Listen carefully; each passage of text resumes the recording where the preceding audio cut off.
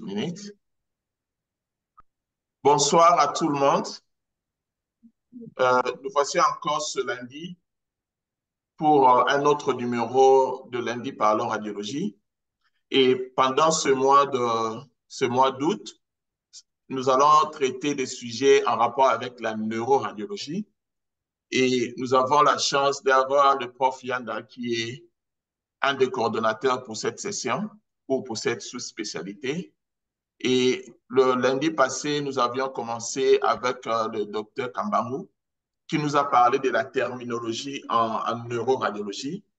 C'était un cours qui était excellent parce que ça permettait aux plus jeunes de comprendre la terminologie et l'impact des différents mots, voire noms, qu'on utilise dans les comptes rendus, avec l'idée des cliniciens qui vont nous dire comment ils vont interpréter les neurochirurgiens, les neurologues. Et pour ce lundi, nous allons parler du traumatisme.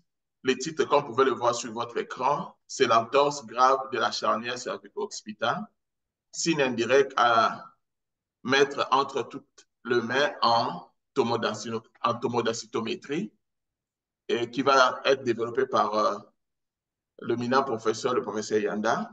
Et nous avons la chance d'avoir parmi nous le très bientôt professeur Ngamasata, qui sera là comme panéliste.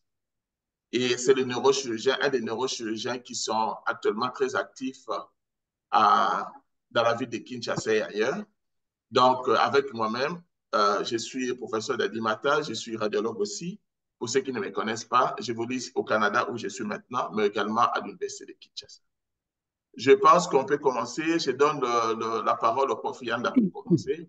Et puis, on va intervenir à la fin avec des commentaires et des compléments. Le prof Yanda, the stage is yours. Merci, professeur Dadimata, de m'avoir accordé la parole. Je salue le docteur, bientôt professeur docteur Ngamasata, qui est toujours là et à chaque fois qu'on a besoin de lui, il n'hésite pas de répondre positivement. Aujourd'hui, nous allons parler de l'entorse grave de la charnière cervico-occipitale, les signes indirects à mettre entre toutes les mains au scanner.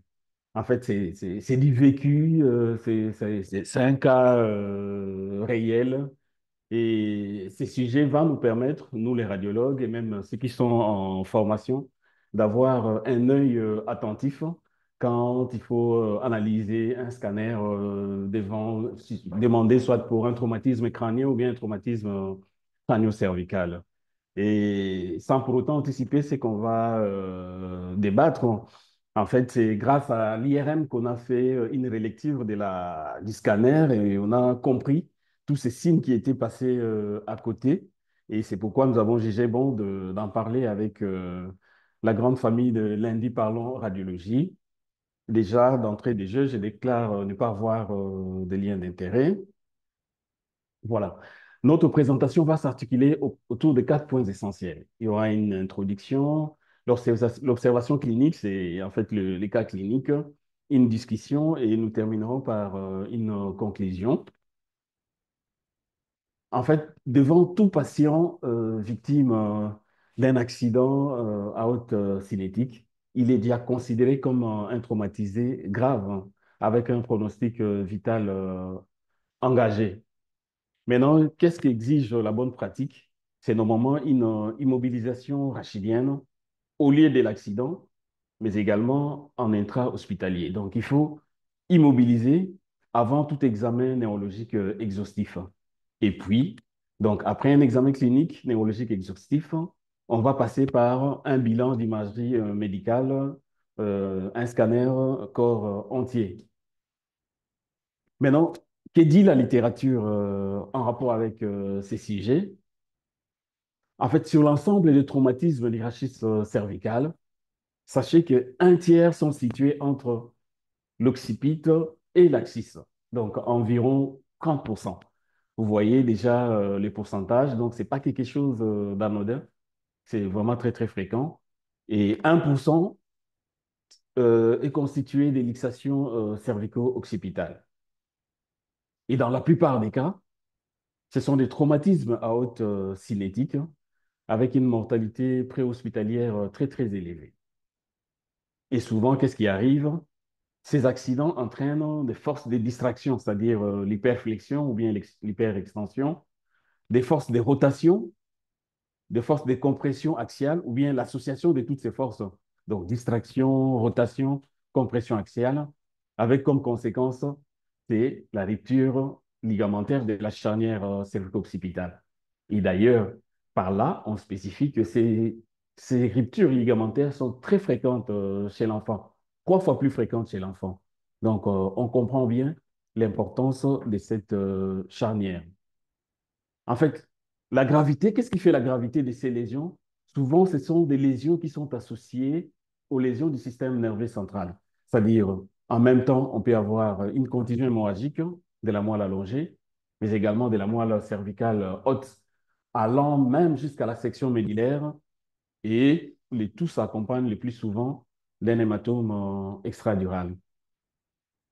La gravité de ces lésions euh, c'est traduit pardon, également par des complications ischémiques encéphaliques qui arrivent, par exemple, en cas de dissection associée des artères vertébrales ou bien du tronc basilaire. Donc, ce ne sont pas des lésions qui sont isolées. Souvent, ce sont des lésions qui s'accompagnent aussi d'une atteinte du système nerveux central avec euh, un engagement pratiquement du pronostic vital. Maintenant, qu'en est-il de la clinique? En fait, la clinique est très variable. On peut avoir un déficit sensitivo-moteur de 4 membres, parfois difficile à dépister parce que ce sont des patients qui arrivent souvent sédatés et intubés. C'est ça d'ailleurs la grande difficulté pour détecter les déficits sensitivo-moteurs. Soit c'est une instabilité hémodynamique labile, comme ça a été le cas pour notre patient qu'on va présenter. On peut avoir aussi un choc, un tableau de choc vasoplégique initial. Sinon, des troubles respiratoires et de la conscience qui vont aboutir à un coma. Donc, la clinique est vraiment très, très variée. Maintenant, quelle est la clé de voûte pour s'en sortir? La clé, elle est simple. C'est la connaissance de l'anatomie capsulo-ligamentaire, mais également de la biomécanique particulière de cette charnière. En fait, cette connaissance est primordiale dans les diagnostics précoces des entorses graves de la charnière cervico-occipitale. Donc, c'est la clé de voûte pour s'en sortir face à cette zone. Maintenant, je vais vous partager les cas cliniques en rapport avec les sujets d'aujourd'hui. En fait, c'était un patient d'une cinquantaine d'années, c'était 54, je pense, qui est victime d'un accident de la voie publique, hein. C'est un accident de moto. À la prise en charge initiale, en tout cas, il était pratiquement, selon les gens qui l'avaient accompagné, il était pratiquement en arrêt cardio-respiratoire. Directement, il a été ramené au service des réanimations. Et là, on a, il a été évalué cliniquement. On a trouvé que le score des Glasgow était autour de 4 avec instabilité hémodynamique. Et le bilan d'imagerie de routine a été réalisé, une radiothorax qui était revenue normale. Et comme les anesthésistes actuellement sont à même de faire des Dopplers transcrâniens, ils ont trouvé qu'il y avait, les Dopplers étaient pathologiques, hein, avec suspicion d'un traumatisme cérébral. Et maintenant, le patient a été amené au département des radiologies pour un scanner pratiquement corps entier. Le scanner a confirmé la gravité du traumatisme avec des lésions multiples pratiquement. Il y avait un traumatisme crânio-facial avec dissection bilatérale des artères carotides internes cervicales avec une minime hémorragie sous-arachnoïdienne et intraventriculaire gauche. Bon, je ne vais pas montrer toutes ces images pour ne pas trop surcharger l'exposé. Et il n'y avait pas d'édème cérébral, ni d'engagement ou bien d'hydrocéphalie. Donc, pas d'édème cérébral, pas d'engagement, pas d'hydrocéphalie. À la première analyse, bon, comme d'habitude, non, on n'avait rien trouvé, c'est-à-dire du côté rachidien. Par contre, il y avait des lésions abdominales, un hématome surrénalien gauche, avec une fracture splénique pratiquement qui était autour, une lacération splénique autour de 25%, selon la classification de l'American Je pense associé, c'est ASP4. Il y avait un hémopéritoine aussi, des moyennes abondances, mais il n'y avait pas de saignement actif.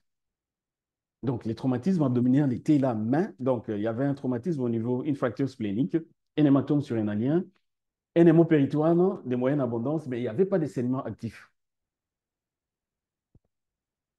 Il y avait aussi un traumatisme de l'hémibassin, mais sans critère d'instabilité. Et de ces côtés-là aussi, il n'y avait pas de saignement actif.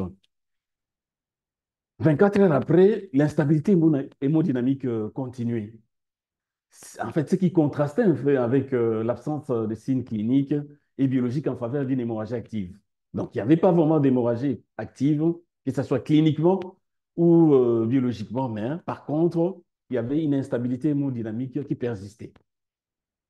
Et 48 heures après, il y avait toujours un retard des réveils lorsqu'on arrêtait les sédations, avec une instabilité hémodynamique persistante. Et cette fois-là, il y avait quoi? L'apparition d'un priapisme. Et les réanimateurs pensaient à un choc spinal. Il a demandé une IRM cérébrale et médillaire pour un bilan exhaustif des lésions traumatiques du système nerveux central. Bon, à l'IRM cérébrale, il y avait des lésions axonales diffuses, des grades 1 et 2. Il y avait une hémorragie sous-arachnoïdienne et intraventriculaire bilatérale, mais il n'y avait pas d'hydrocéphalie.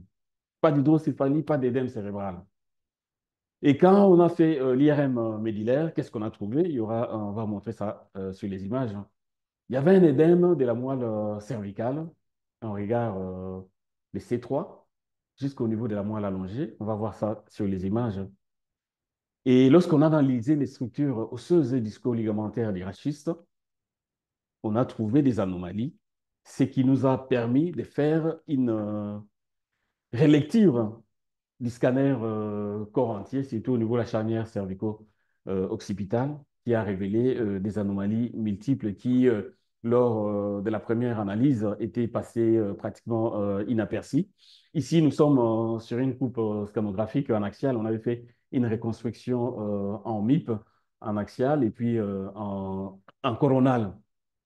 Qu'est-ce qu'on retrouve? Donc, lorsque vous regardez sur les versants pratiquement médial des décondyles occipitaux, on retrouve ces petites avulsions osseuses, en fait, qui correspondent à quoi? C'est ici que s'insèrent les ligaments alaires. Lorsqu'on va parler des rappels anatomiques, on va bien mieux expliquer ces ligaments alaires. Là, nous avons la dent de la C2.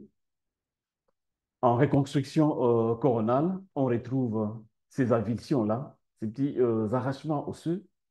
C'est là que s'insèrent les ligaments alaires. Donc, ces ligaments-là qui unissent la dent de la C2 et les condyles occipitaux. Ils présentent pratiquement un trajet qui est oblique en bas et en dedans.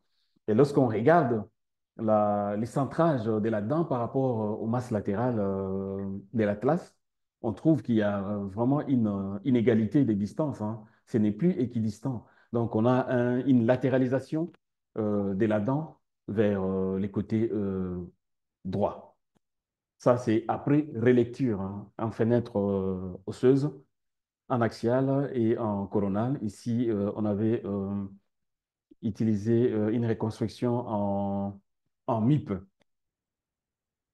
En fait, c'est l'IRM qui nous avait aidé de faire une bonne lecture scanographique.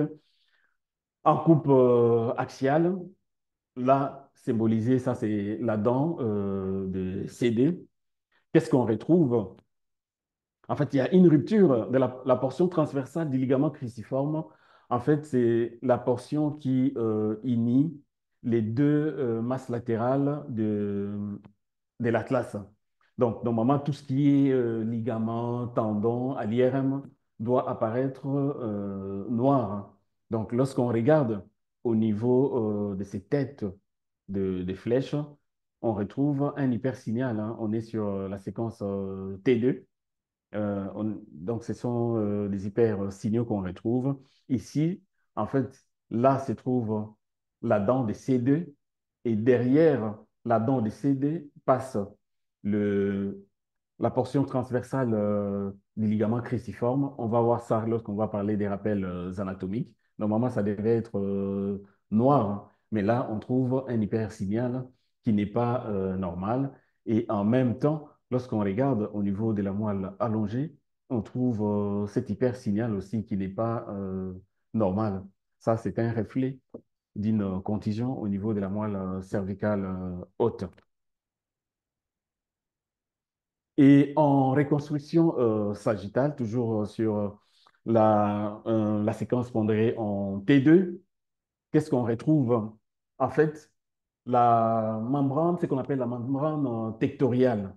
La membrane tectoriale correspond en fait à un prolongement supérieur du ligament longitudinal, hein, postérieur. Là, qu'est-ce qu'on retrouve? Il y a une solution de continuité, hein. Là où il y a une tête de flèche, il y a une solution de continuité au niveau de la membrane tectoriale. Qu'est-ce qu'on retrouve?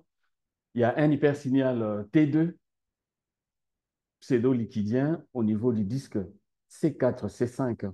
Ça, c'est une fracture, hein, une fracture très, très instable. Et en même temps, je peux signaler, là, au niveau de la moelle allongée, on trouve un hypersignal T2 qui n'est pas normal. Ça, c'est une contusion. Et lorsqu'on descend au niveau de la moelle cervicale haute, on trouve une zone pratiquement qui est en hyposignal T2, circonscrite pratiquement par une colorette qui est hyper intense. En fait, ça correspondait à un foyer d'hématomyélie. Et en même temps, lorsqu'on regarde au niveau des parties molles, là, c'est la vertèbre CD, C3, on retrouve un hypersignal T2 qui est pratiquement liquidien. Donc ça, c'est pas normal. Cet hypersignal, cet hypersignal-là, au niveau du disque C4, C5, ça signe pratiquement une fracture transdistale. C'est une fracture qui est très, très instable. Je disais tantôt, la membrane tectoriale, en fait, correspond au prolongement du ligament longitudinal postérieur. Là, on trouve une solution de continuité. Et en regard, on note un hypersignal T2. Ça signe une hémarthrose. Un hypersignal T2 pratiquement derrière la dent. On a une contusion au niveau de la moelle allongée, une hématomyélie, c'est-à-dire une zone hémorragique là, au niveau de la moelle cervicale haute. Ça, c'était sur la séquence T2. Et maintenant, on a voulu associer aussi les scanners en fenêtre partie molle pour voir si des lésions qui étaient clairement détectées à l'IRM, on pouvait aussi les retrouver facilement au scanner. Qu'est-ce qu'on regarde? Lorsqu'on regarde les scanners, on retrouve qu'il y a une infiltration liquidienne de la graisse entre les arcs postérieurs de C1 et C2. Donc ça, c'est pas normal. Or, sur cette zone, normalement, s'insère la portion postérieure du ligament atlanto-occipital, hein, atlanto-occipital. Donc cet hypersignal-là, au niveau de la graisse, normalement, la graisse, elle est là, elle devait être noire, hein. Maintenant, entre les arcs postérieurs de C1 et C2, on trouve pratiquement une infiltration liquidienne. Et ce qu'on voit bien ici en IRM, un hypersignal T2, lorsqu'on regarde très très bien ici, au niveau de la flèche noire, on retrouve bien cette hyposignal, pardon, hypointensité au niveau de partie molle, avec sa correspondance sur l'IRM, c'est la séquence T2 avec suppression du signal de la graisse. Donc, on avait supprimé le signal de la graisse. Donc, cette collection pratiquement liquidienne, si vous ne tirez pas une attention particulière, en tout cas, vous allez passer à côté. Et avec un peu de malice, si on regarde très très bien ici, on trouve une zone qui est hypodense, et une petite brèche, bon là, on triche un tout petit peu hein, avec l'aide de l'IRM, donc une rupture pratiquement de la membrane tectoriale avec un minime foyer d'hémarthrose sur la séquence en coupe pardon, sagittale en fenêtre partie molle. Bon, la fracture transdiscale au scanner, c'était vraiment impossible de pouvoir dire que non, il y avait une fracture transdiscale. Donc, à l'IRM, c'était beaucoup plus aisé, c'est-à-dire cette infiltration-là, cette infiltration pratiquement liquidienne, hein, entre l'arc postérieur des C1 et C2, ce qui n'est pas normal. Donc, lorsqu'on retrouve cette infiltration, on s'est dit déjà indirectement que la portion postérieure du ligament atlanto-occipital hein, est affectée probablement. Ce ligament-là, il est lésé. Et en fenêtre partie morte, toujours en coupe axiale, qu'est-ce qu'on retrouve? Au niveau de la tête de flèche ici, on retrouve en fait, ça, c'était un hématome, hein. Un hématome épidural hein, au niveau de la charnière cervico-occipitale. Hein. Au niveau de la charnière cervico-occipitale, on a pratiquement une zone spontanément hyperdense. Et en même temps, il y avait quoi? Une hémarthrose cervico-occipitale. Donc, l'hémarthrose, c'est conséquence de la rupture de la membrane tectoriale qui correspond au prolongement du ligament longitudinal postérieur. Donc, ça c'est une hémarthrose cervico-occipitale. Hémarthrose cervico-occipitale. Et là, on retrouve un hématome épidural. Hein, ces têtes de flèches illustrent un hématome épidural. Donc, on avait vu ça à l'IRM.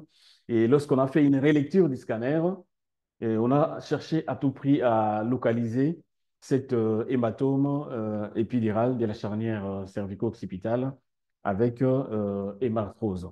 Donc, vous vous rendez compte que ce n'était pas du tout facile. Il fallait vraiment rechercher minutieusement. Après avoir présenté ces cas cliniques, la conjonction des images IRM et TEDEM, je vais faire une petite discussion concernant ces cas en référence à la littérature. En fait, l'instabilité d'une fracture ou la gravité d'une entorse rachidienne sont définies comme l'atteinte contiguë de deux segments rachidiens, tant sur les segments osseux que sur les complexes disco-ligamentaires. Donc, on doit avoir une atteinte contiguë des deux segments. Mais par contre, l'anatomie, donc la particularité anatomique et biomécanique de la charnière cervico-occipitale, c'est vraiment unique. Ce sont des particularités qui sont uniques à cette charnière, qui rendent pratiquement imparfaite cette définition-là de la littérature. C'est-à-dire une atteinte contiguë des segments rachidiens, que ce soit les segments osseux ou bien les complexes disco-ligamentaires. Donc, cette charnière présente une particularité anatomique, mais également biomécanique.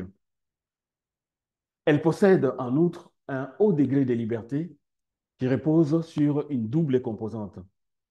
Particularité anatomique, particularité biomécanique. Un haut degré de liberté. Donc, nous avons la flexion-extension entre l'occipite et l'atlas, donc C0, C1. Et puis, il y a la mobilité rotatoire entre l'atlas et l'axis. Donc, flexion, extension, mobilité rotatoire, le tout est stabilisé par la chape ligamentaire complexe. Donc, malgré les hauts degrés de liberté, donc il faut que le tout soit stabilisé par la chape ligamentaire complexe. Particularité anatomique et biomécanique de la charnière, haut degré de liberté, mais surtout la stabilité de la chape ligamentaire complexe. Maintenant, chez notre patient, un traumatisé crânio-cervical à haute énergie, on devait normalement suspecter ces traumatismes face à certains signes, déjà sur le plan clinique. Lorsqu'on se retrouve devant une altération de la conscience, avec un Doppler transcrânien pathologique, donc les Dopplers réalisés par les réanimateurs, et les patients qui pratiquement étaient en arrêt cardio-respiratoire répété, et qui a présenté des signes d'une dysotomie avec vasoplégie et priapisme, surtout les priapismes. Donc là, ça sous-entend effectivement qu'il y a un choc spinal.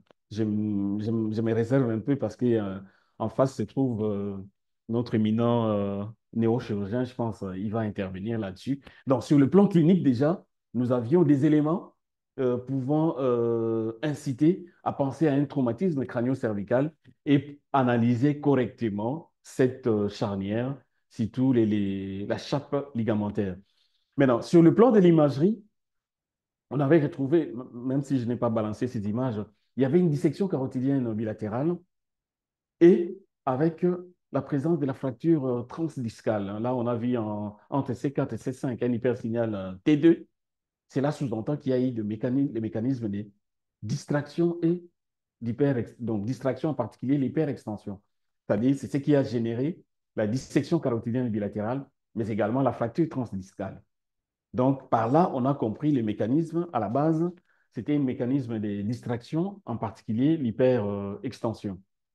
Donc, ces éléments cliniques, ces éléments d'imagerie, donc il fallait à tout prix rechercher systématiquement les signes indirects de la luxation cervico-occipitale au scanner pour ces traumatismes avec mécanisme d'hyperextension. Donc, bien que l'IRM nous a aidés, si il y a des signes cliniques en rapport, vous avez déjà quelques signes d'imagerie, n'hésitez pas à penser à un traumatisme crânio-cervical. Prenez votre temps d'analyser correctement la chape ligamentaire. Avec les rappels anatomiques, vous allez comprendre que c'est pas facile, c'est pas difficile de reconnaître ces différents ligaments. Maintenant, en fenêtre partie molle, il y avait également des signes sensibles des paires avec des fractures à vision en regard du principaux sites d'insertion. Donc, en fenêtre partie molle, l'hématome épidural qui correspond à l'accumulation du sang au niveau de l'espace épidural, on l'a retrouvé en regard des C1 et C2. Ça devait déjà constituer pour nous un élément d'alerte. Et cet hématome peut fuser aussi en postérieur et provoquer une compression médillaire. Donc, en fenêtre partie molle, rechercher de façon assidue est-ce qu'il y a un hématome épidural en regard des C1 et C2. Deuxième élément, il y avait une hémarthrose de la charnière cervico-occipitale, c'est-à-dire une accumulation du sang au niveau de l'articulation. Et les risques en cas de rupture de la capsule articulaire, ça peut puiser au niveau de l'espace épidural antérieur. Donc, l'hémarthrose de la charnière cervico-occipitale, c'était la conséquence de la rupture de la membrane tectoriale qui correspond au prolongement du ligament longitudinal postérieur. Donc, il se retrouve en avant de la diurmère. Rappel anatomique oblige. On va aller voir. Maintenant, il faut savoir nuancer aussi hein, les caractères excentrés de la dent. On a vu que la dent de C2 n'était pas, la distance n'était pas la même hein, entre la masse latérale à droite et à gauche. En fait, c'est un critère à prendre avec beaucoup de prudence hein, parce qu'il y a toujours une décoaptation physiologique C1, C2 en cas de rotation de la tête. Donc, lorsqu'on rote la tête, il peut y avoir une équidistance entre les deux masses latérales de l'atlas par rapport au processus odontoïde. Donc, l'excentration de la dent, c'est un signe qu'on a pris avec prudence, étant donné que du point de vue physiologique, avec la rotation de la tête, on peut avoir aussi cette excentration. Maintenant, ce qu'on retient, il y a des signes à rechercher systématiquement au scanner dans le cas d'une substitution de la charnière crânio-cervicale. Qu'est-ce qu'il faut regarder? Donc, lorsque vous êtes en fenêtre osseuse, regardez la position de la dent. Bien que, bon, il y a une excentration physiologique, mais regardez la position de la dent. Regardez s'il y a un diastasis atlanto-occipital, donc C0, C1. Regardez s'il y a des arrachements osseux en regard des zones d'insertion des ligaments alaires. Donc, les ligaments alaires, on va les voir dans les rappels anatomiques, ce sont des ligaments qui unissent la dent et les condyles occipitaux. Donc, ces ligaments présentent pratiquement un trajet qui est oblique en bas et en dedans. Donc, des sites d'insertion des ligaments fessiformes, on va les voir, mais également de la membrane tectoriale. Ici, en fenêtre osseuse. Position de la dent. Regardez s'il y a un diastasis C0, C1. Regardez s'il y a des avulsions osseuses sur les sites d'insertion ligamentaire. Et après la fenêtre osseuse, vous allez faire qu'est-ce qu'on peut rechercher en fenêtrage de partie molle? Regardez les parties molles prévertébrales.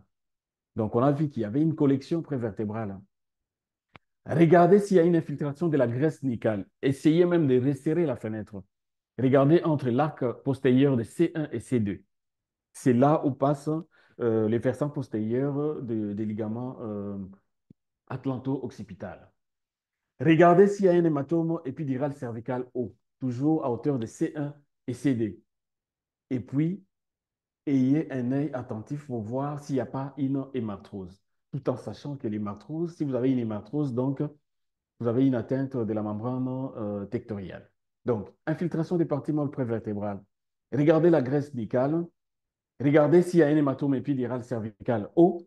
Regardez si vous avez une hémarthrose articulaire au niveau de la charnière cervico-occipitale. Donc, ça, ce sont des signes qu'on doit rechercher inexorablement lorsqu'on est devant un scanner en cas de suspicion d'un traumatisme de la charnière crânio-cervicale. Donc, prenez votre temps d'analyser attentivement en fenêtre osseuse et en fenêtre partie molle pour rechercher tous ces éléments.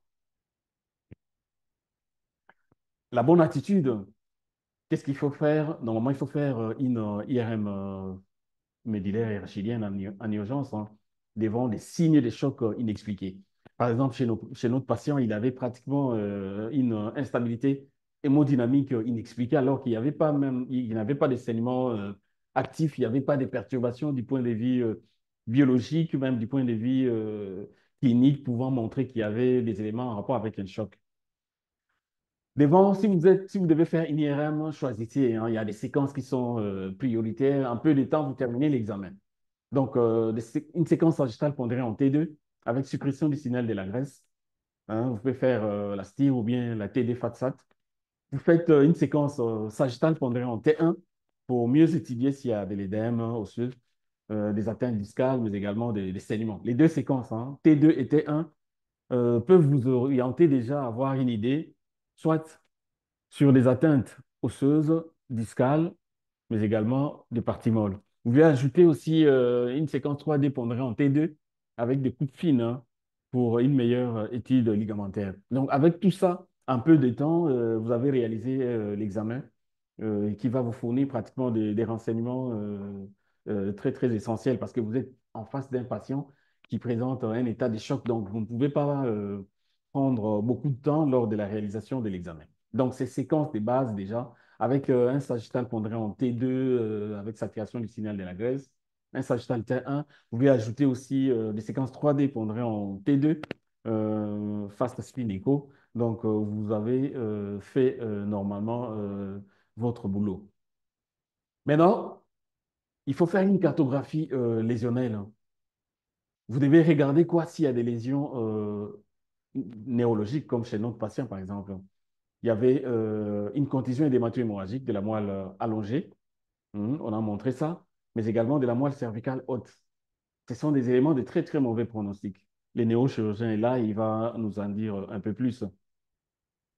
Maintenant, on a vu ces lésions. Il faut rechercher maintenant la stabilité de la charnière cervico-occipitale qui est assurée par trois éléments ligamentaires essentiels. Maintenant, là, c'est l'anatomie pour comprendre où sont ces ligaments, ça s'insère où est-ce qu'il faut les rechercher.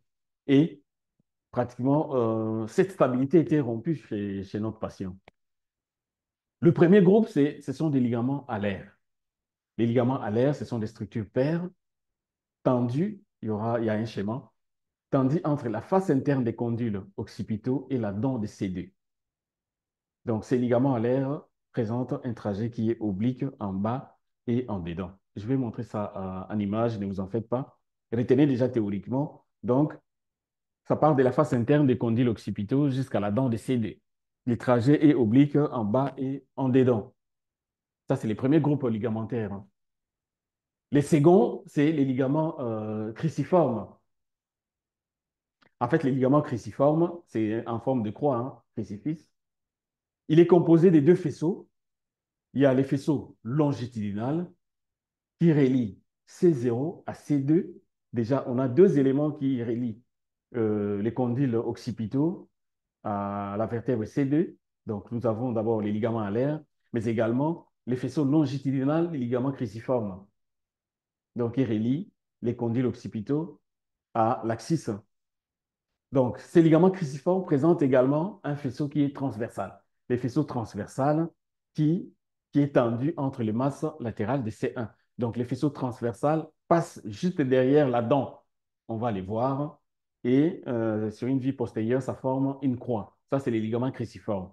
Donc, on retient pour les ligaments cruciformes deux faisceaux, les faisceaux longitudinaux qui relient C0 à C2, et puis les faisceaux transversales qui relient les deux masses latérales de l'atlas.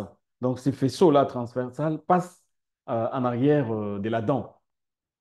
Et enfin, c'est la membrane tectoriale. En fait, la membrane tectoriale correspond à quoi? Au prolongement du ligament longitudinal postérieur. Donc, les prolongements du ligament longitudinal postérieur, c'est la membrane tectoriale. Il relie C2, donc l'axis, au condyle occipitaux C0. Et il s'insère où? Il s'insère sur la face antérieure du foramen magnum. Je pense que c'est mieux maintenant qu'on parle avec image à l'appui. Bon, ça, c'est une modélisation 3D. Ici, nous avons une IRM en reconstruction coronale. Ici, nous avons en axial. Ici, nous avons en sagittal, hein. Ça, c'est chez un sujet simple. Je viens ici. Donc, ce qui est la, l'étoile. Donc, l'étoile, c'est les sites d'insertion. On est là, les sites d'insertion des ligaments alaires. Les condyles occipitaux avec la dent de C2. C'est ça, ça c'est les ligaments alaires. Donc, lorsqu'on est en reconstruction coronale, là, nous avons les condyles occipitaux. Donc, ici, donc ces ligaments-là, qui présentent pratiquement un trajet qui est oblique en bas et en dedans, c'est ce qu'on appelle les ligaments alaires. Mais non, les ligaments, donc les ligaments alaires, retenez toile, mais non, étoile, pardon. Les ligaments cruciformes, nous avons dit les ligaments cruciformes à deux faisceaux. Il y a les faisceaux longitudinaux qui les relient à la vertèbre C2 et il y a les faisceaux transversales, hein, qui relient les deux masses latérales de l'atlas, hein. Donc, ici, en pratiquement losange, hein, ici, nous avons les masses latérales de l'atlas. C'est ici qu'elle s'insère la portion transversale du faisceau, du faisceau, quoi, du faisceau transverse du ligament cruciforme. Ici, je suis en coupe, en reconstruction coronale, hein, en reconstruction coronale. Maintenant, si je viens en axial, parce que c'est mieux en axial, donc là, on voit le masse latéral de la C1, la dent, de la C2. Ici, passent les faisceaux transversales du ligament cruciforme. Donc, les ligaments, tendons, tout ça, c'est noir, hein. C'est noir en IRM. Donc, dès que vous trouvez quelque chose là, des blancs là-bas, ce n'est pas normal. Donc, en reconstruction coronale, c'est ici la projection de faisceau transversal. Ici, si vous avez des avulsions osseuses, sachez que vous êtes sur le site d'insertion des ligaments alaires. Nous avons dit la membrane tectoriale correspondait au prolongement du ligament longitudinal postérieur. Vous voyez cette tête de flèche, hein? C'est ça qui correspond à la membrane tectoriale. Donc, dès que cette membrane est rompue, il y a du sang qui vient se collecter ici. Donc là, nous avons une hémarthrose de la charnière cervico-occipitale, dès qu'il y a une rupture de cette membrane. Donc, cette membrane se trouve normalement derrière la diomère, hein. Donc, en avant, là-bas, nous avons les faisceaux transversaux des ligaments cruciformes. Et là, en avant de la diomère, se trouve la membrane tectoriale. Donc, c'est mieux visualisé sur la reconstruction sagittale, hein. Donc, bien regarder, est-ce que cette membrane-là, elle est continue ou bien il y a une solution de continuité. Donc, s'il y a une solution de continuité, sachez que le sang va se collecter là-bas et vous aurez une hémarthrose. Donc, lorsque vous avez une hémarthrose déjà au niveau de la charnière, sachez que cette membrane-là, elle est rompue. Donc, avec ces cas ici d'un patient normal, ça c'est la modélisation 3D. Donc, on connaît maintenant les sites d'insertion de la chape ligamentaire de la charnière cervico-occipitale.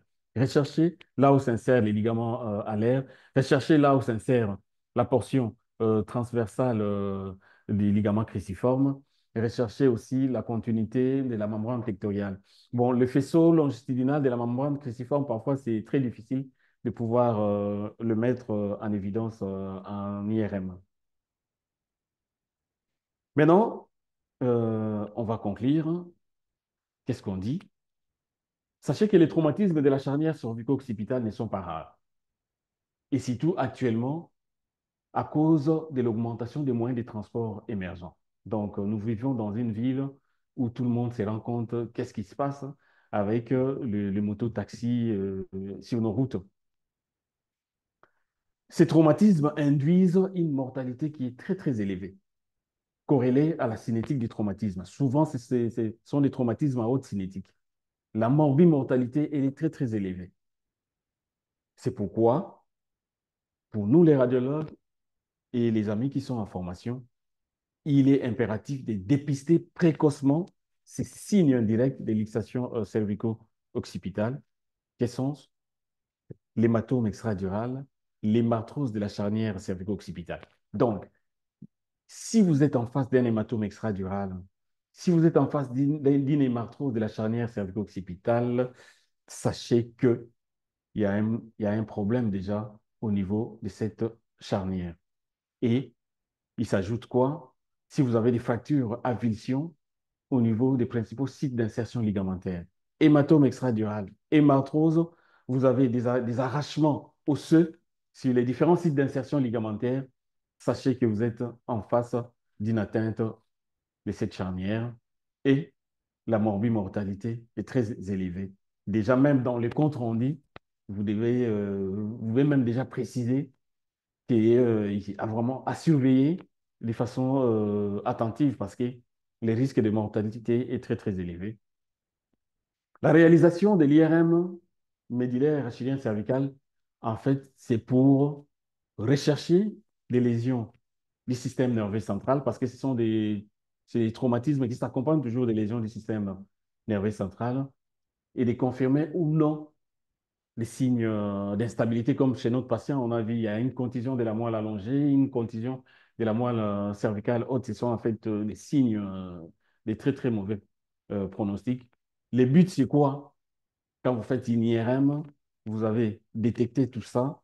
Le but, c'est d'orienter la prise en charge thérapeutique. Donc, nous, les radiologues, faisons notre boulot comme il se doit.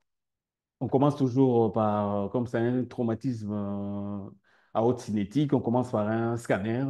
Maintenant, ayons un œil attentif pour mieux analyser cette charnière, rechercher des petits signes, parce que ça a de l'impact non seulement sur la prise en charge réanimatoire, mais également neurochirurgicale. Donc, c'est notre objectif, notre but, c'est de mieux orienter, donc une bonne orientation de la prise en charge thérapeutique non seulement au réanimateur, qu'il sache déjà en face de quelles lésions il se retrouve, mais également au neurochirurgien pour le reste de la prise en charge. J'ai dit et je vous remercie. Professeur Mata, je vous remets la parole. Merci beaucoup, professeur Yanda, pour ce bel exposé. J'ai aimé des choses. D'abord, c'est que le fait que l'exposé émane de la pratique journalière comme radiologue.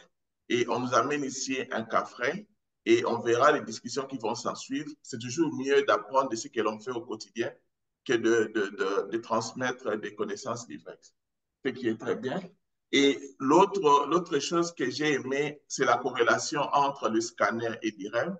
Déjà, sans pourtant insister dessus, on montre à l'un et à l'autre que chacune des deux techniques a encore sa valeur dans les traumatismes.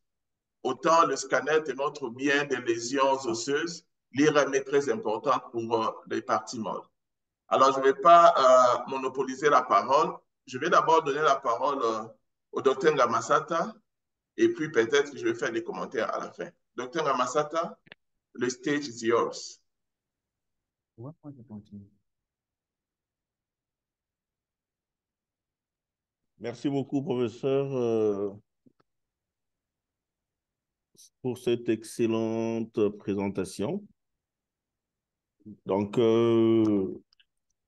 il n'y a pas beaucoup de choses à ajouter, en plus de ce que le professeur Yanda a dit. Mais ce que moi, je voulais ajouter juste pour ceux qui sont en formation, c'est de bien, de bien retenir les signes indirects radiologiques et d'arriver à faire la différence avec une entorse grave du rachis cervical. Il a si bien dit nous a bien montré par un tableau synoptique sur les signes indirects, les signes indirects au niveau scanographique, mais aussi on doit savoir qu'en cas d'entorse grave du rachis cervical, on a 4 éléments importants, notamment une augmentation de l'écart interépineux, d'arrière en avant, le bâillement articulaire postérieur, l'antélesthésis au niveau des corps vertébraux qui est supérieur d'une manière générale à 3,5 mm, et évidemment une kyphose discale qui est très prononcée au niveau des étages adjacents. D'accord? Donc, mais l'entorse grave de la charnière cervico-occipitale, évidemment, comme il a dit, c'est une pathologie qui est fréquente, plus marquée chez les enfants. Et leur prise en charge est très difficile déjà pour poser le diagnostic, parce que ce n'est pas évident de poser le diagnostic de cette pathologie. Et entre autres, difficile encore sur le plan clinique, parce qu'il ne faut pas oublier que derrière, on a la jonction bulbo-médulaire qui est derrière et où loge le centre cardio-respiratoire. Donc, ce sont des malades qui sont très lourds à prendre très lourds à prendre en charge et qui peuvent, d'une manière générale, s'ils ne décèdent pas sur le coup, ils peuvent décéder par la suite. Et puis évidemment, donc je voulais jeter évidemment le choc vasoplégique ou le choc spinal que le professeur a parlé. Évidemment, ce sont des lésions qui sont dues à l'atteinte des centres sympathiques paravertébraux liés au traumatisme. Donc, je pense qu'on va essayer d'enrichir au fur et à mesure qu'il y aura des échanges avec d'autres confrères.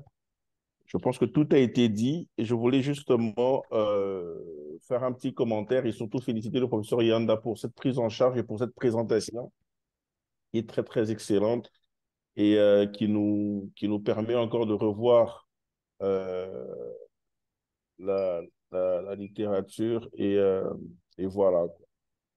Donc, merci beaucoup, professeur Yanda, et nous restons à votre disposition. Et félicitations pour cette prise en charge et pour cette présentation.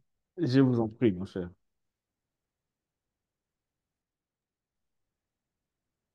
Le professeur Mata, Oui, là-bas. merci beaucoup. Est-ce qu'on peut voir mon écran? Oui, 5/5. Oui, oui. Je voulais faire un complément d'information sur ce qui arrive chez les enfants. D'abord, de prime abord, ce que je dirais, c'est que quand on fait le scanner chez l'enfant, on doit... Un instant, je dois... Quand on fait un scanner chez un enfant, la coupe doit descendre jusqu'au niveau de C3. Ça, c'est obligatoire. Et d'ailleurs, quand vous êtes déjà à ce niveau-là, qu'est-ce que je veux dire? Donc, votre coupe, je suis en train d'admettre les gens qui viennent en retard, donc ce qui me distrait un peu, oui. Donc, quand on fait un scanner, Je m'en occupe, je peux les admettre, je m'en occupe, il n'y a pas de ok, problème. oui. Quand on fait un scanner, on doit être sûr qu'on descend jusqu'au niveau de C3. Ici, dans ce tableau, ici, j'ai déjà montré cette diapo ici les fois passées. J'essaie un peu de résumer comment le siège de traumatisme chez l'enfant versus chez l'adulte. On va voir que chez l'enfant, le plus grand nombre de traumatismes, on les trouve au niveau de la jonction vertébro-médulaire jusqu'à C3, alors que chez l'adulte, c'est au niveau de C5 et T1.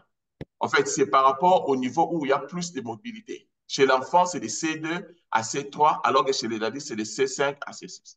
Et chez l'enfant, on a beaucoup plus de lésions ligamentaires, peut-être à cause de l'élasticité, comparé chez l'adulte. Et il y a cette entité ici qu'on ne doit pas oublier, ce qu'on appelle les chihuahuas. Je vais décrire ça.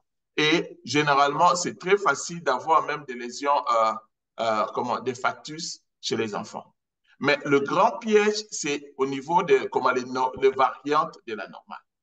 Ici, quand je parle de l'enfant, c'est facile quand ils ont 15 ans, c'est presque des adultes. Mais qu'en est-il quand ils sont encore jeunes, moins de 2 ans?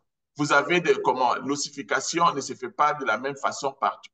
Donc, pour quitter, je soulève ça, pour quitter de l'état ici à 3 semaines et arriver à l'état que nous connaissons de la vertèbre cervicale à 15 ans, il y a beaucoup d'étapes.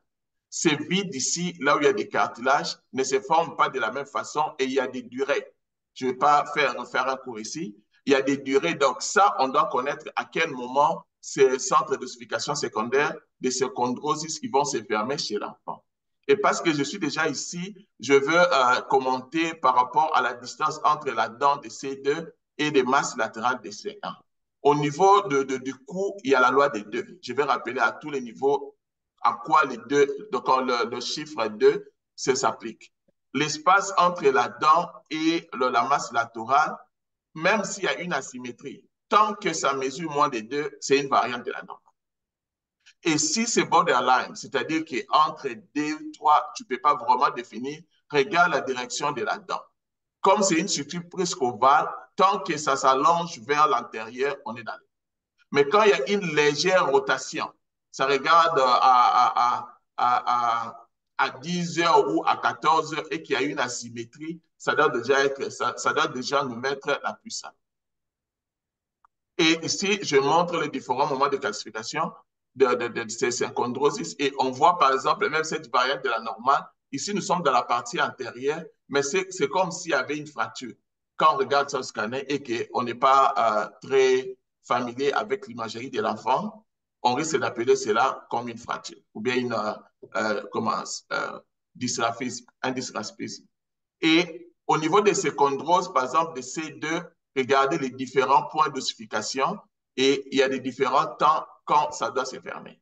Ça, je parcours rapidement. Donc, pour quitter d'ici jusque-là, il y a du temps.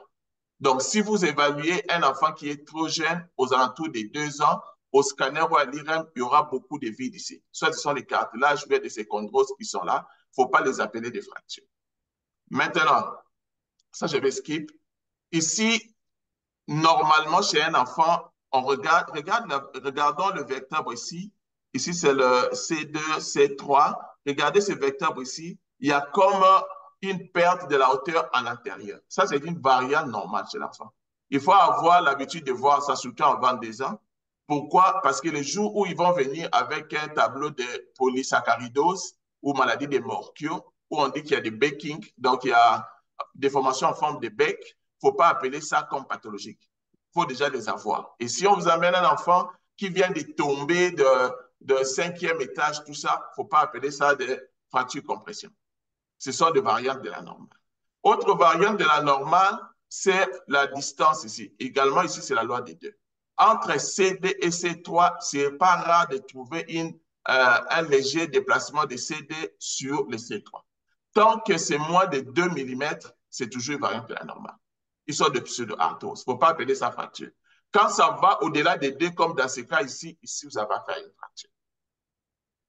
Maintenant, ici, c'est très important. L'espace entre la partie inférieure des clivus et la dent ne doit pas dépasser 12 mm. Quand vous avez une distance au-delà de 12 mm, vous avez affaire à une distraction. Donc, il y a comme une séparation de la tête et de la colonne. Et l'espace entre la partie antérieure de C1 et la partie de C2, chez l'enfant, on peut aller jusqu'à 5. C'est toujours normal. Chez l'adulte, je pense que 3, on commence déjà à s'inquiéter. Chez l'enfant, jusqu'à 5, c'est normal. Maintenant, qu'est-ce qui arrive pour ces enfants ici? Pour ces gens avec des fractures, des distractions crânio-vertébrales, la plupart de ces enfants n'arrivent même pas, de ces patients n'arrivent même pas à l'hôpital. Ils vont mourir sur les lieux de l'accident.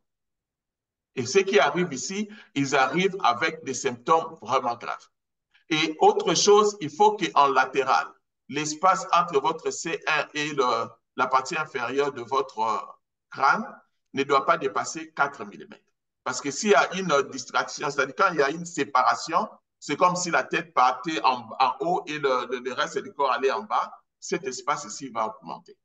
Mais également en postérieur, entre C1 et C2, on ne doit pas avoir plus de 12 mm. Donc jusqu'ici, si on peut tout oublier, il y a la loi des 12 mm et la loi des 2. La loi des 2, c'est l'espace entre la partie dorsale de C2 et de C3. Si C2 avancé, antérolisthésis de moins de 2 mm, c'est une normale de la variante chez l'enfant. Et puis, on a dit qu'en coupe axiale ou en coupe axiale au scanner, lorsque l'espace entre la dent de C2 et la masse latérale de C1, tant que c'est moins de 2 mm, c'est une variante de la norme. Et puis, la loi des 12, c'était l'espace entre la partie inférieure des clivus et la tête des dents, la partie ici. C'est moins de 12. Mais ici, j'ajoute une autre loi de 12, c'est l'espace entre la partie, comme l'arc postérieur de C1 et de C2. Si c'est plus de 12, on a le bâillement dont le docteur Ngamassat a parlé. Et ici, je crois que le prof Yanda a rappelé tous ces ligaments ici.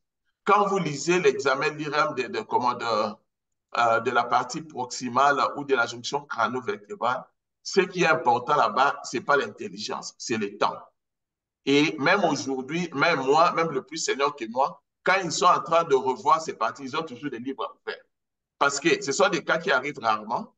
Et quand ça arrive, pour connaître l'anatomie de chacun de ces ligaments, c'est très difficile. D'où l'importance des sites IMAIOS que j'ai donné aux assistants. Il faut ouvrir ça, aller voir chacun de ces ligaments.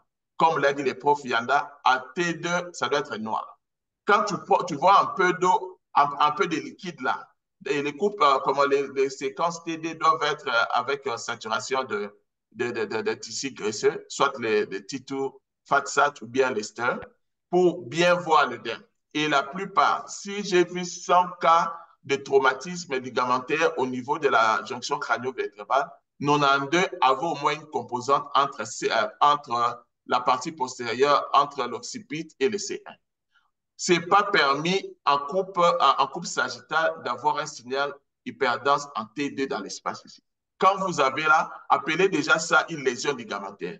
Et comme effet, ils ne vont pas enlever le minerve, le dispositif qu'on met au cou là, jusqu'à ce qu'un neurochirurgien puisse voir les patients, tout ça. Donc, si j'ai déjà vu une lésion ligamentaire, même si je rate une autre lésion à l'intérieur, la prise en charge, j'ai dit sous réserve des neurochirurgiens, déjà, c'est similaire. Les temps que pour faire l'examen clinique, tout ça, du moins, ils ne vont pas enlever le minerve là. Et c'est ça, c'est la raison, ça, c'est le SHMORA. Au fait, c'est quoi le SHMORA? C'est je vais laisser ça. C'est Spinal Cord Injury Without Radiological Abnormality. Ça, c'est un malade qui vient à l'hôpital, qui a eu un accident. Le scanner et l'examen normal des radiographies sont totalement normal. Mais le patient vous présente les signes neurologiques qu'a décrit le prof Yann. Ça veut dire que le scanner et la radiographie sont normales, mais quand on fait l'IREM, on retrouve, regardez ici, la moelle est un peu en expansion ici. Ce n'est pas très clair, mais il y a un peu de signal T2 qui est en hyperintensité ici. Ça, c'est une lésion médulaire, alors que tout était normal. On a les neurochirurgiens dans l'audience, je pense qu'on va en discuter. Donc, bref, quand on fait l'examen, quand on lit un examen de la jonction crânio-vertébrale, quelqu'un dit aux États-Unis, la plupart des cas, ce n'est pas que les radiologues n'est pas intelligent. Le problème, c'est qu'il ne regarde pas assez. Il va très vite pour voir le deuxième malade et il voit seulement ce qu'on appelle aussi l'effet éléphant. Tu vois seulement le grand éléphant qui est là, mais tu oublies le petit serpent qui est à côté. C'est ce qui nous arrive.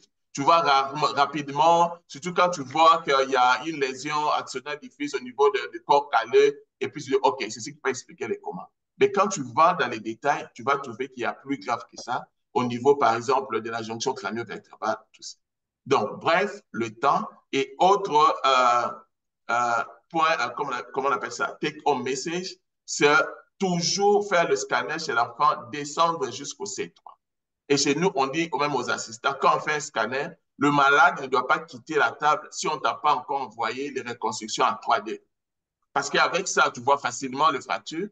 Et si on rentre au niveau du cerveau, les fractures qui vont jusqu'au niveau des sutures, surtout quand c'est la structure sagittaire supérieure ou bien l'embryoloïde, il y a un risque de lésion, de lacération comment, des sinus veineux et on doit refaire un examen injecté.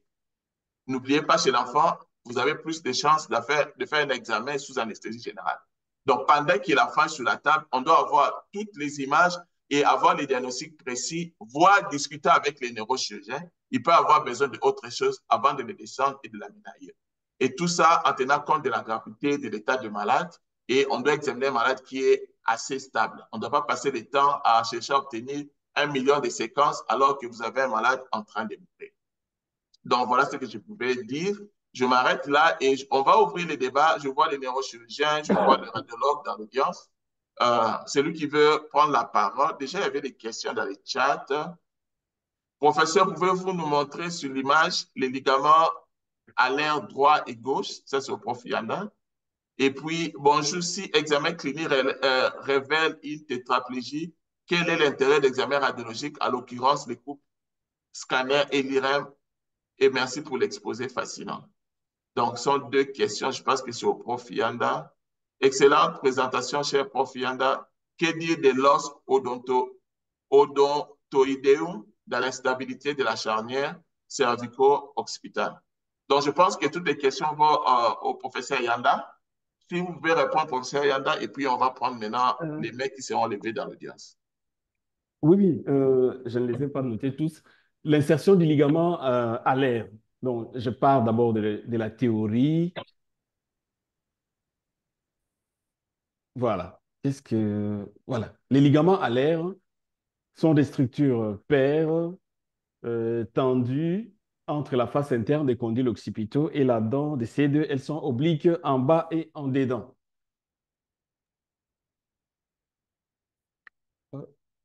Mon pointeur ne marche plus. Ouais. Qu'est-ce qui se passe? Mon pointeur ne marche plus, hein. Vous n'avez pas encore partagé le PowerPoint. C'est vrai. Ouais. Il faudra repartager, puis on saura voir ce que vous montrez. Un instant.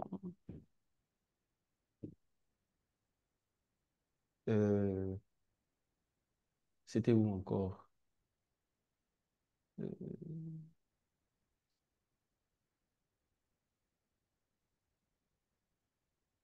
euh, C'était où encore? Prof Mata. C'était où encore?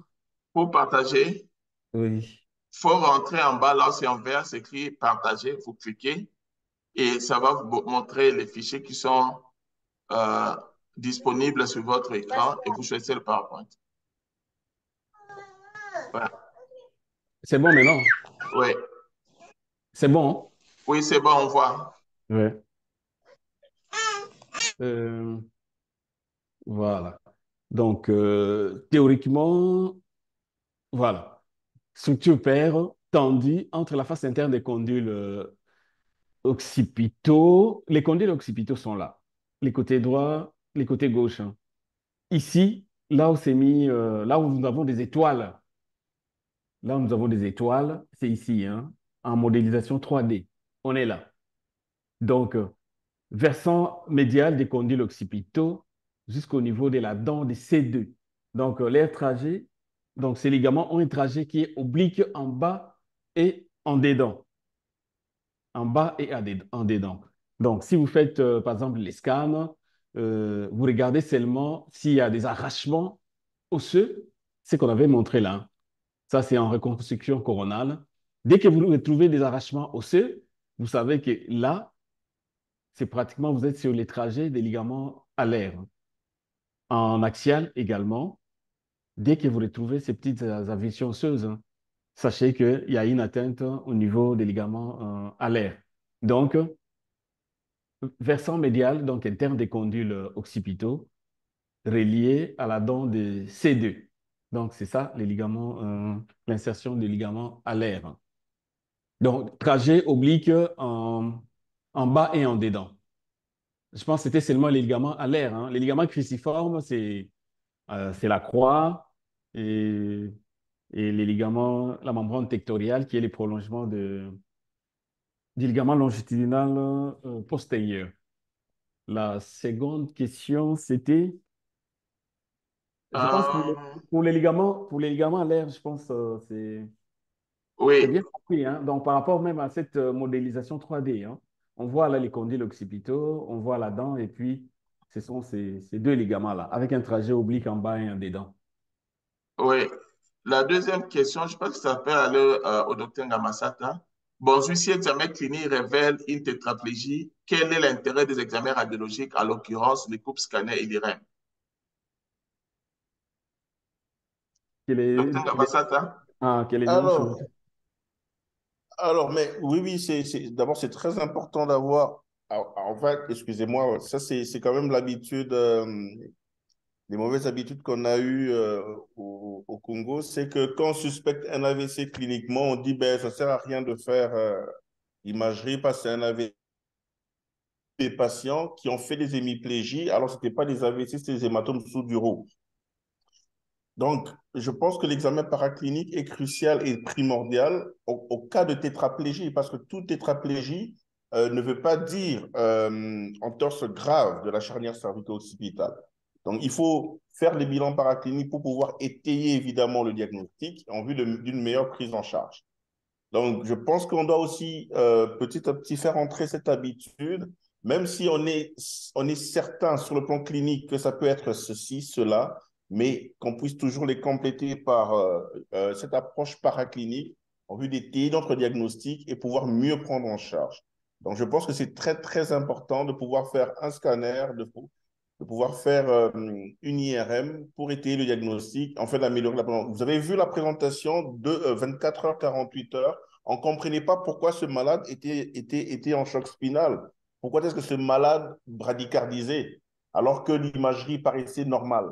Donc, on a dû fouiller pour comprendre en vue de mieux prendre en charge ces patients. Donc, je pense que l'examen paraclinique, je le redis encore, est primordial dans la prise en charge, surtout des patients traumatisés, en vue de mieux le prendre en charge. Oui, professeur Martin, Oui, je vais merci juste beaucoup. J'ai juste compléter. partagé cette image. J'ai Ah, envoyé les liens dans le chat de la conférence. C'est sur le site, je crois, Radiopédia. C'est free, donc vous pouvez regarder. Moi, je jette toujours un coup d'œil quand je lis les examens IRM de la charnière dans le cas des traumatismes pour me rappeler des différents ligaments. Donc, c'est vraiment interactif, on peut s'en servir. Et il y a Docteur Darcy, merci pour l'excellente présentation. Je voudrais parler de la prise en charge. Docteur Darcy, pouvez-vous expliquer, s'il vous plaît? Allô? Oui, alors. Excusez-moi, je vais me présenter, Dr Darcy Poiti, chef de service neurochirurgie à l'hôpital Télémogorane à Johannesburg, l'université de Wits. Alors, c'est beaucoup plus d'abord au professeur. Au niveau de vous avez parlé de latéral masse et la dent. Alors, j'aimerais juste avoir votre opinion, professeur. Je sais que quand on fait open mouth, donc la distance entre les deux, l'addition des deux masses latérales et la dent, si elle est plus de 6,9 mm, certains, certains articles parlent de 7 mm, on a une entorse du ligament transverse. Alors là, c'est quand c'est open mouth, le patient est inconscient. Maintenant, par rapport à l'image que vous avez présentée, la première image, là où il y avait le latéral mass et la dent, j'aimerais savoir si ça peut aussi s'appliquer cette loi-là, la loi de Spence. J'aimerais juste avoir votre éclaircissement dans ça. Et puis ma seconde question s'adresse donc aux collègues neurochirurgiens pour savoir, parce que moi j'ai souvent ce genre de cas-là, pardon, plusieurs fois, et c'est un high cervical spine. Et je suis sûr que le malade a fini par mourir. Alors j'aimerais savoir aux collègues neurochirurgiens, savoir combien de temps vous gardez ces malades intubés? Quel est votre protocole? Juste partager l'expérience. Et aussi de savoir quelle est votre opinion sur le priapisme? J'aimerais juste qu'on échange sur ça. Merci. Professeur Mata, allô? Merci. Qui veut prendre la parole en premier? Professeur Mata, bon, euh, c'est une expérience, hein. C'est d'ailleurs ça la valeur de ces débats. Moi, j'étais vraiment très, très embarrassé face à ces signes-là de la décoaptation de la dent par rapport aux masses latérales. Bon, c'était un patient déjà qui était sédaté, intubé. Euh, je m'étais dit, bon, physiologiquement, il y a ce qu'on appelle, quand il y a une petite rotation de la tête, il peut y avoir aussi cette décoaptation de la dent. Mais vu le contexte des traumatismes, je me disais, pourquoi pas qu'il y ait un soubassement organique. Mais aujourd'hui, avec la précision apportée par le professeur Manta, je pense à ces moments-là, j'aurais pu m'orienter vers quelque chose de pathologique, c'est-à-dire de regarder surtout comment s'oriente cette dent. Est-ce qu'elle reste vraiment médiane? Est-ce qu'il y a une certaine obliquité vers la droite ou vers la gauche? Bon, c'était un patient déjà qui était vraiment très lourd, intubé, sédaté. C'est un signe que j'avais pris avec un peu de réserve, mais vu les contextes traumatiques, et là où d'ailleurs on a rappelé, il y a un tableau là récapitulatif, on y revient quand même hein, pour signaler la latérodéviation, hein, la latéralisation pardon, de la dent de l'odontoïde. C'est un des signes indirects. Mais regardez surtout comment est-ce que cette dent s'oriente, la précision que le prof m'a apportée. Est-ce qu'elle est vraiment médiane ou bien elle tend à devenir oblique vers la droite ou vers la gauche?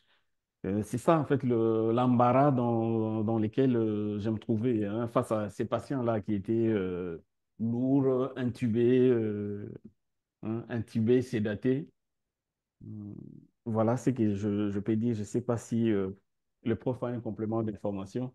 Oui, oui, je voulais compléter. D'abord, je vais saluer le docteur Dassi et merci pour cette question. C'est très, très important. Peut-être les plus jeunes ne vont pas comprendre cette discussion. C'est au fait, chez l'adulte, c'est encore facile parce que chez l'adulte, on a des chiffres exacts. On dit qu'à cet endroit, quand on voit ceci, quand c'est plus de 6, c'est normal. Quand c'est plus de 9, c'est abnormal. Mais est-ce qu'on peut appliquer les mêmes valeurs quand on a affaire à un enfant de 3 jours? Versus un enfant de 18 ans. Parce que dans certaines institutions, si 18 ans, c'est encore un enfant. Voilà pourquoi, comme radiopédiatre, on développe ce qu'on appelle des validations internes soi-même. Je dis que, OK, dans tous les cas, j'ai vu qu'est-ce qui a été consistent, qu'est-ce qui est resté le même malgré les variations en termes de démographie. Par exemple, pour les cas de subluxation au niveau de C1, C2, quand on regarde avec les open mouth, je n'ai pas eu un bon cliché de open mouth ici. Ça, je regarde. Open mouth, c'est ici, là. Est-ce qu'on voit ce que j'ai partagé? Est-ce qu'on voit mon écran? Ouais. Oui. Les open mouth, c'est comme ici. Quand ce n'est pas bien fait, vous avez beaucoup de superpositions des structures osseuses. Ça devient très limité. Mais quand c'est bien fait, on a à peu près cette image ici. Donc, on va analyser l'espace entre la dent et le masse latéral de C1. On parlait de 2 mm de différence des deux côtés. Quand je considère, parce que là, c'est une validation interne, sur le même enfant, les côtés gauche et les côtés droit, c'est de la même personne. Donc, c'est censé être symétrique jusqu'à à quelques heures près. Donc, quand je mesure ici, c'est plus de, je mesure 5 et là, je trouve 7, je consomme normal. Surtout si à la coupe axiale, je vois qu'il n'y a pas cette rotation ici. Regardez, si ça, c'est votre dent, le C1 a roté alors que le C2 est resté sur place. La bonne façon de le voir, c'est comme dans ce cas ici, il y a un pincement. Quand c'est vraiment accolé comme ça, c'est anormal, même si ce n'est pas roté. Mais quand c'est légèrement, je ne sais pas si j'ai un bon exemple ici, quand c'est légèrement pincé, mais il n'y a pas de rotation, je renvoie au neurochirurgien. Parce que la plupart des cas, c'est on fait un examen radiographique, ça pose des problèmes et on fait les scanners on trouve qu'il y a un paissement, soit il n'y a pas de rotation, ou bien une légère rotation, on dit, OK, pendant que le malade est à l'hôpital, est-ce que le neurochirurgien ne peut pas le voir? Comme ça, il nous donne le dernier diagnostic. Donc, sur le plan radiologique, on oriente. Et il faut dire qu'à ce niveau-là, il y a beaucoup de mesures, il y a beaucoup de critères. Quand j'ai parcouru mon PowerPoint, on pouvait bien le voir. Mais la plupart des valeurs, ça change d'une publication à une autre. Mais ce qui reste du moins pour la neuroradiologie pédiatrique, la valeur de 2. Et puis, un autre élément que j'ai oublié, c'est le glissement à côté. Comme ici, là. Si je trouve que l'espace est beaucoup plus allongé d'un côté, je viens regarder la masse latérale C1. Est-ce qu'il y a comme une image en marche d'escalier comme ici? Parce que si c'est vraiment un glissement, on va trouver qu'il y aura le slippage, comme on appelle en anglais. Donc, la partie latérale de la base latérale C1 ne va pas être continue. Ça devait en principe être ici. Quand je trouve cette image en marche d'escalier, je me dis que, OK, ça, c'est vraiment pathologique. Et quand je vois ça, même sans rotation, je demande une consultation à neurochirurgien. Donc, c'est ce que je peux commenter. Je ne sais pas s'il y a un autre complément ou de réponse ou bien une autre question. Mais il y avait une question pour le docteur Ngamassata, je crois. Oui. Oui. Donc, c'était justement par rapport au protocole de prise en charge. Alors, généralement, c'est comme on l'a dit tout à l'heure, ce sont des genres de patients qui sont très lourds. Euh, D'autres décèdent sur le champ parce qu'il y a le centre cardio-respiratoire au niveau de la jonction bulbo-médulaire. Ceux qui arrivent effectivement à l'hôpital, ils sont pris en charge en milieu de réanimation, d'une manière générale, en fonction des lésions. Et au bout de 48, 72 heures, généralement, si on arrive à faire une sédation, un réveil après arrêt de sédation, après un certain temps, on peut le trachéotomiser et les envoyer en cure. Mais d'une manière générale, ce sont des patients très lourds à prendre en charge et leur prise en charge n'est pas du tout aisée. Donc, c'est vraiment en milieu de réanimation neurochirurgicale qui sont prises en charge. Et évidemment, le priapisme, c'est parmi les facteurs de gravité qu'il faut surveiller afin de pouvoir bien prendre en charge le patient. Merci. Docteur Merci. Darcy, vous avez un commentaire? Oui, merci beaucoup pour l'éclaircissement sur l'aspect radiologique. Je suis très satisfait de la réponse. Donc, aux collègues, je veux juste vous partager mon expérience parce que j'ai affaire à beaucoup de traumas de ce genre. Alors, numéro un, quand il y a un priapisme au moment de l'accident, c'est vrai que le mécanisme n'est pas encore élucidé, mais dans tout trauma enfin, du rachis, quand il y a un priapisme à l'instant de l'accident, c'est un mauvais facteur pronostic. Donc, ça veut dire qu'il y aura une paralysie définitive. Alors, le fait que ce soit une high cervical, comment on dit ça? C'est-à-dire que le fait que ça soit au-dessus de C4, sachant que C4, C3, C4, C5, c'est le nerf diaphragmatique et tout. Donc, le pronostic étant, comme vous l'avez dit, cher collègue, étant vraiment mauvais, en fonction des ressources hospitalières. Alors, à mon niveau, je fais directement la trachéostomie et puis j'envoie. Parce que ce malade va prendre beaucoup d'argent, beaucoup de temps et il va presque pas survivre. Parce que si c'est au-dessus enfin, c'est occipito cervical, donc ça veut dire que tous, avec le priapisme à l'instant T, ça veut dire qu'en dessous du niveau de la lésion, il n'y aura plus rien. C'est-à-dire que il aura des problèmes diaphragmatiques, il va aspirer, il va avoir une pneumonie d'aspiration. Enfin bref, ce malade va consommer tellement d'argent que nous avons un protocole ici tel que s'il vient, c'est bien établi. Bon, c'est un peu je dirais pas méchant, mais certaines personnes ne comprennent pas. Mais avec l'expérience et le peu de moyens que j'ai dans mon hôpital, le malade, on fait directement la trachéostomie et puis on explique aux parents que vraiment le pronostic est mauvais. On le garde même pas en réanimation. Parce que celui-là pouvait être utilisé pour un malade qui pouvait être sauvé. Bon, je ne sais pas ce que vous pensez de ça, mais en tout cas, c'est le protocole que moi j'ai instauré dans mon département. Parce que vous conviendrez avec moi que la majorité de ces malades-là vont mourir. Oui, oui. Maintenant, c'est une question éthique. Qu'est-ce qu'on fait? C'est vrai qu'on n'est pas Dieu, mais on a la responsabilité de gérer les ressources. Voilà pourquoi je vous ai posé cette question, pour savoir un peu quelle est votre approche dans ce genre de pathologie. En tout cas, merci beaucoup pour votre réponse. Merci. Je vois le professeur Fomekon qui est là. Si on peut aussi avoir l'autre son des cloches de leur côté, comment ils managent ce genre de cas. Professeur Fomekon, je ne sais pas s'il est devant l'écran.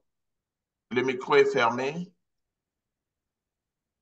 OK. Pendant qu'on l'attend, il y a le docteur Mukweta là qui a posé la question. Merci beaucoup, très cher professeur, pour pour ces présentations des hautes factures. Comment poser le diagnostic des anomalies postérieures? À l'époque, il faut me connecter. Bonsoir, professeur. Comment vous allez? Votre micro est fermé.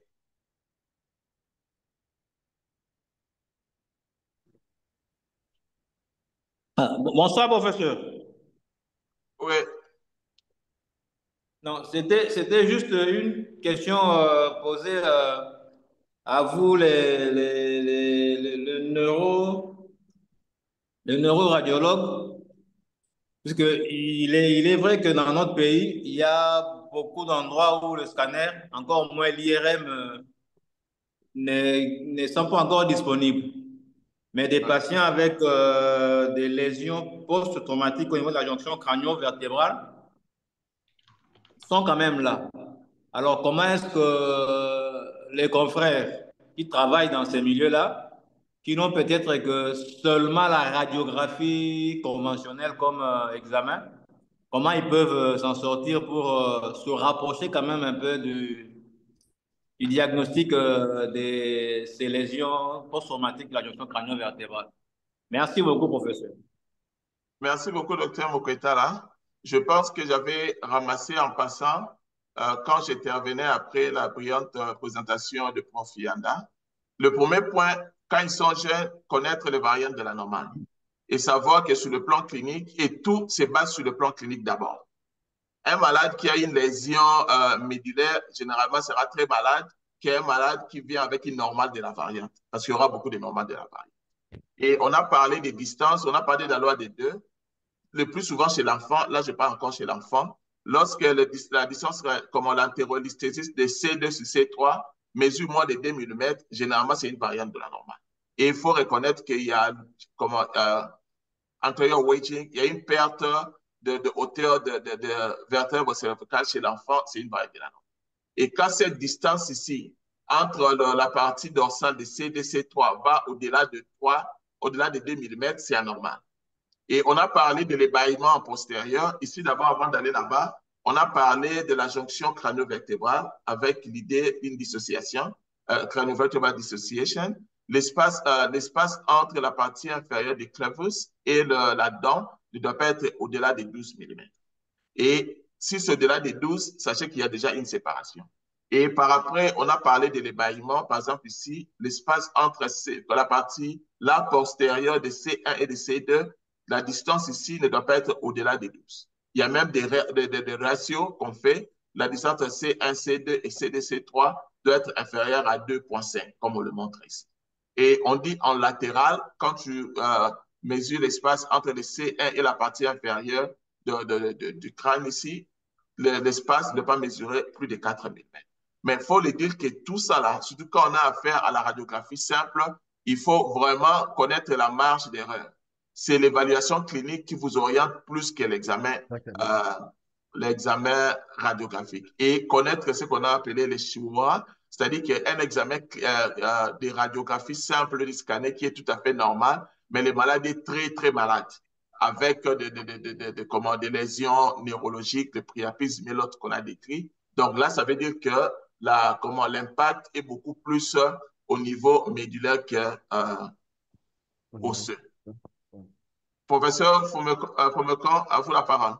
Oui. Bonsoir, professeur Mata. Je vous remercie de me donner la parole.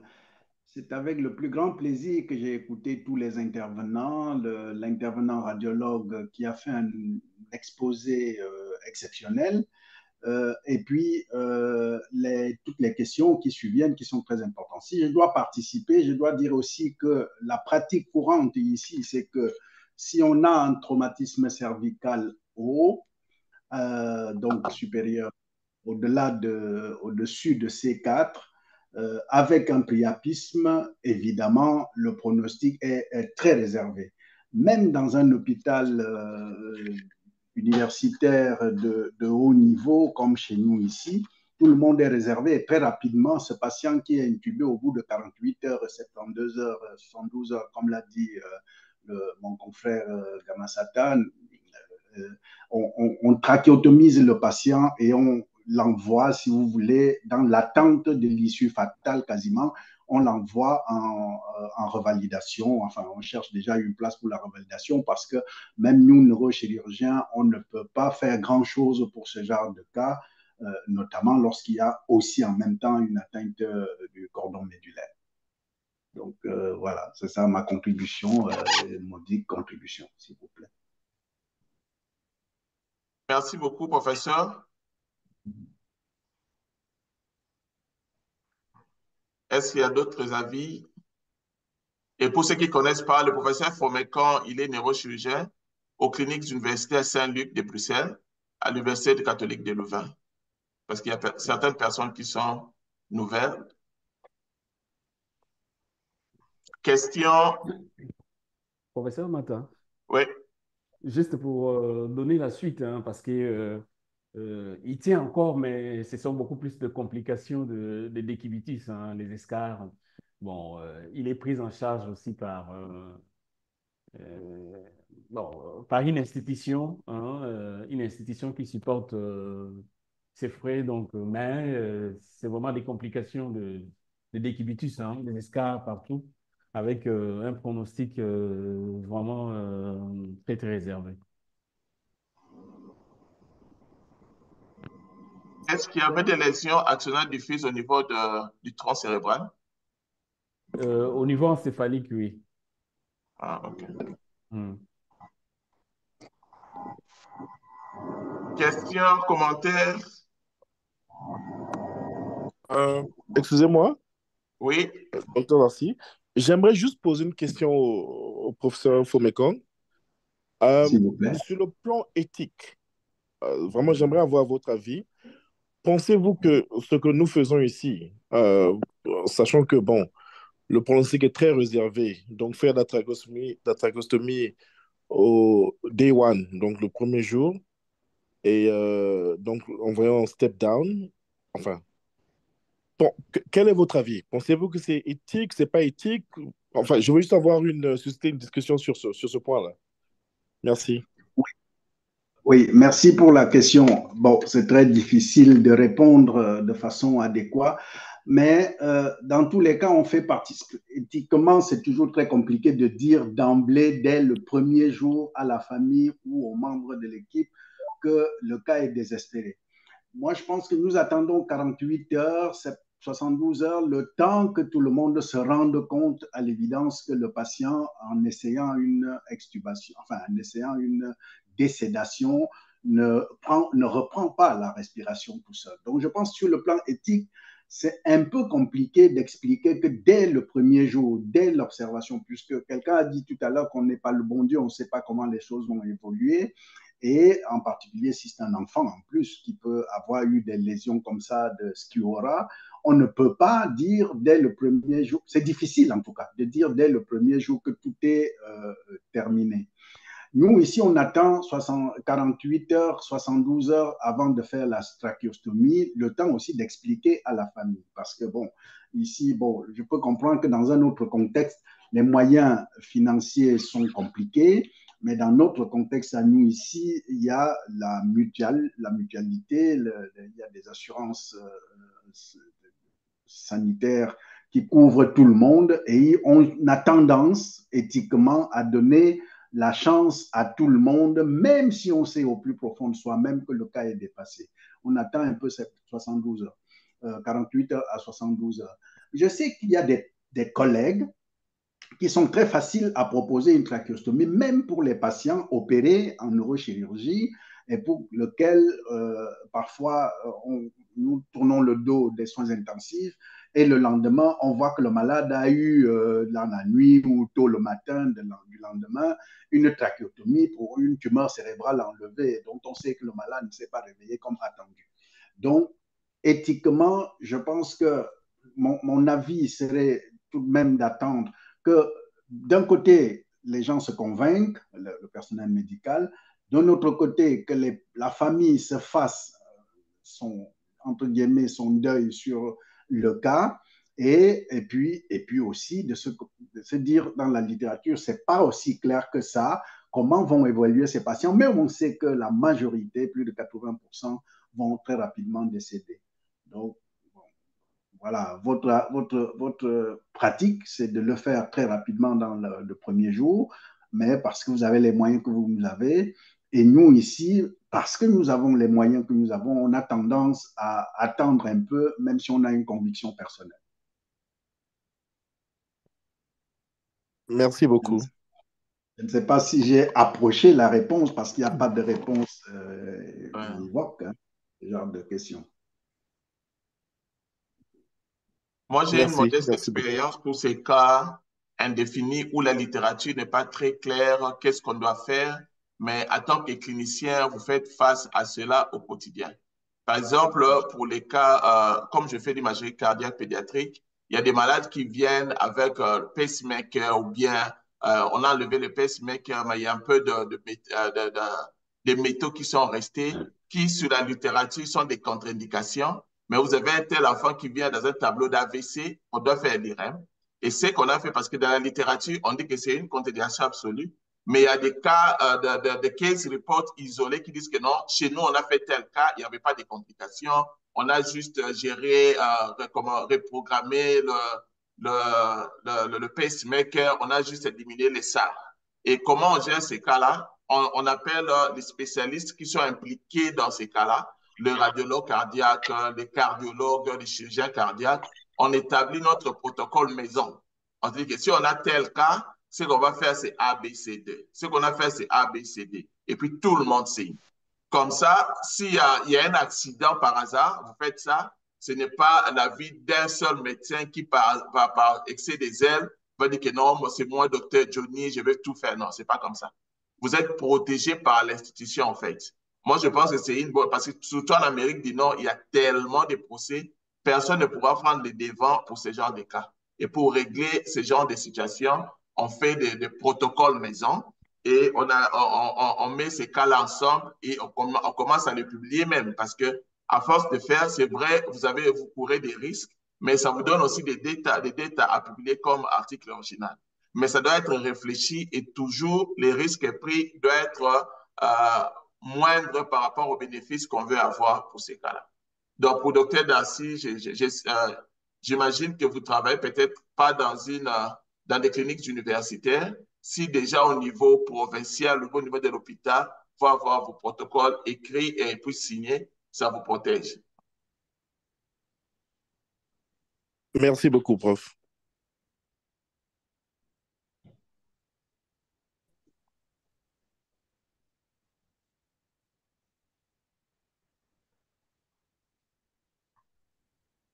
Si on n'a pas de commentaires, on pourra s'arrêter là. Comme je l'ai dit au début, nous sommes